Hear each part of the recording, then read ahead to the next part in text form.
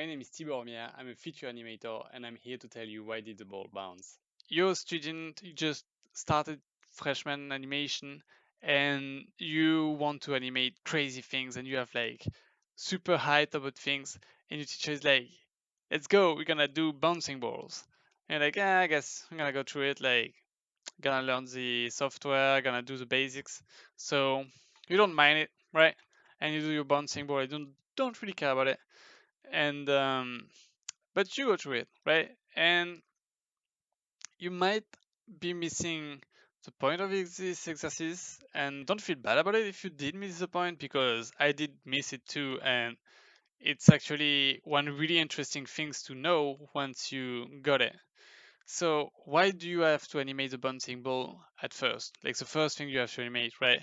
In every project that you will have to animate, your character will be animated, will be affected by gravity, right? If an object is in the air and is moving in a direction, uh, object being like a bouncing ball, a human being jumping, um, a dog jumping, anything, the translate z or x of this object should be a linear path because it's unaffected by anything except the air. So you could say slow down a bit, but really you don't feel it, right? It's not the air drag on someone jumping or bouncing ball is usually not enough to make it appear on screen. You can make it appear on screen if like the object is very light, or like if the to describe a property of this object. For example, a badminton ball. Like I don't know what's the name of like the badminton. I would say badminton ball, but you know what I mean. Like every time you hit it, like it goes very fast and then it slows down because of the air drag it has, right? So if you don't have that, if you have like something normal, by normal I mean that is not really affected by air drag, then you should not have anything else but a linear curve in your graph editor. So I'm gonna show you like the classic bouncing ball, like it's my greatest animation. I think I'm not gonna do better than that anymore. Like I can retire and make a demo reel out of it. Um, but what I mean by that is it's pretty simple. Um, so you see here like a linear path with translate z and a bouncing ball like path with the translate y.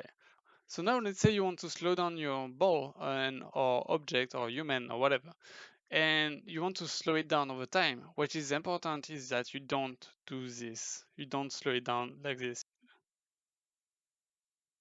right? It kind of feels weird, right? I mean, it's going on a screen, so it's not that great. So, right, it's kind of feel weird, right? What is important is that you actually make sure that like it's still a linear path when it is off the ground, and it slow down every time in contacts. And to make you visualize that, I'm gonna do like a simple thing: up, slowing down, slowing down. And now every time basically the ball hits the ground, it slow down, but in a linear it slow down, boom, it lost energy right here. Boom, it lost energy right here. Boom, it lost energy right here. Right? That's how you slow down something that is airborne. And now if you look at the result, right, it feels like every time it hits the ground there is something happening. Maybe I'm wrong, but like it feels like it, right? And that's what I mean by having a bouncing ball, showing some physics, uh, right? Basically, you wanted to follow some basic rules of physics, like the very simple things, so it feels grounded, it feels part of the world, because we all know the physics of the Earth without like really noticing them, right? We all know that like if you throw an object, whoo, it go back with a certain speed and does something. Oh, and also something very interesting. Not only the translate is linear when going off ground, but also the rotation, right? It can be changed if the object is creature and like has muscle and is able to change his form, like going wider, closer, or doing like rotation within themselves, right? So that's the only way to kind of change the rotation, but it won't change the translation being linear from the center of mass. So note that we learned that actually the bouncing ball reflects the physics of the real world, like gravities and so on. Now we can see how it applies in animation, right? Um, this is a shot from Zootopia. It's a really cool shot. It was from the trailer, and we can see already how you can use the principle of a bouncing ball to make your body mechanics shot feels real. So let's take a look.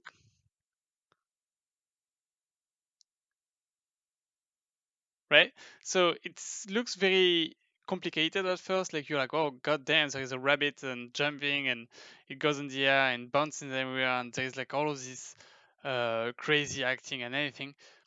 We're just gonna focus on the rabbit right now, and we're gonna take a look on we how we apply the principle of the bouncing ball with the rabbit. So when you take a look at that, you can see that the tx spacing, like the on the x axis, it's consistent. Like if you look at the bird, like the translation is consistent from right to left. And but if you look from up and down, the translation is slowing down, going up, and accelerating, right? So it's actually a bouncing ball. It's really simply a bouncing ball. And you can also apply the principle of like squash and stretch within it. You know, when like you did your bouncing ball and you did the squash and stretch. Like for example here, like the rabbit is coming in frames, it's a squash. And then here, like it end up being like kind of a ball shape, whatever. It's not really a ball shape, but the pose went from straight to something more like you could basically draw around, and it's not exactly a ball, but you know what I mean, right? It goes around. And now like it's accelerating again, so like it start to have some kind of a stretch within the pose, and and there is a squash. So you find all the principle of a bouncing ball within a very complicated and shot, which once you start doing it by yourself, you're less intimidated by something like that, right? Because you're just doing a bouncing ball. A bouncing ball is not scary. The bouncing ball is not gonna hit you alive, right? So so basically, if you follow the rabbit from side to side, it will stay consistent. If you look at the up and down, like it accelerates. Frame of contact, obviously, there is this frame of contact, stretch, very stretch, and then like you got this squash happening on the silhouette, boom, bouncing ball. So now like because it's alive, like it can change motion, right? Like so like the energy is like now it's going down, and because it's a live being, it's not a real bouncing ball. It can use her leg. She can use her leg to jump from side to side, go in front, create a momentum. So now, for example, if you take a look, boom, she goes down, and already when she goes down, she transfers the energy on the side.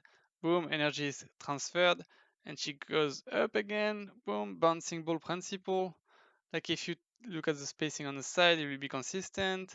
Spacing consistent, boom, and then she's back at it and doing like her bouncing ball thingy. Ooh, my drawing is amazing until the end. And here, like, she's like using a momentum, boom, bouncing ball. Like everything in this shot could be summarized by and simplified by a bouncing ball. And like, sure, you have the legs, sure, you have the arms, but at the end of the day, like, um, if you make your poses go through a bouncing ball motion, it will always feel grounded. So to summarize, you can easily find the right rhythm and gravity within your body mechanic shot by using a bouncing ball in Maya or anything you want, using a proxy simply to may find the right timing, spacing, your squash and stretches, and then you can apply the poses of your animation that will kind of feel and fit the bouncing ball motion, right? It will certainly make your body mechanic shot more grounded, more connected to the world and to the gravity. And yeah, and you can use that every day. Obviously, don't make bouncing ball everywhere. Like if there is an acting motion, it doesn't have to bounce during the acting motion. And yeah, I hope it was helpful. I hope you learned something. Um, if you did, it's amazing, and I hope you can apply that in your body mechanics shots. That you will feel less threatened by like something complex by simplifying it with very basic notions and very basic things, right? And yeah, I hope you learn anything. I hope it will help you in your future shots. And if it did help, don't forget to like and subscribe.